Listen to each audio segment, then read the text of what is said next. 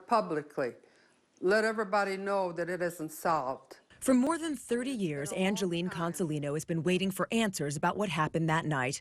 Her son, Gary Consolino, had been on a second date with Ellen Dooling when the young couple was murdered in his car outside her St. Louis Hills home.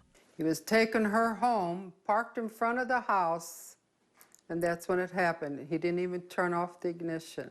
Her father found them. Both had been shot.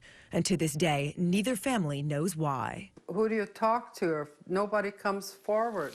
There were few clues found here at the scene, not much for police to go on. And as the years passed, what leads there were began to dry up. It was one of those cases you never forgot. Retired St. Louis Police Detective Joe Burgoon says the file on this one remains open. At one point, investigators even traveled to Colorado to interview a man in prison they thought might have been connected to the case. Some things made sense. He's the #1 prime suspect, but still, maybe he's not. We don't know for sure. What they need now, someone to come forward who remembers something from that night, November 15th, 1980. Keep working on it, keep saying our prayers, and hopefully it'll come to a conclusion.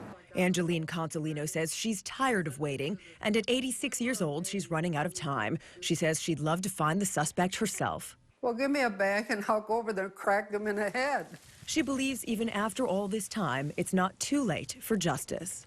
Those two kids were having a nice evening, and it was turned off just like that.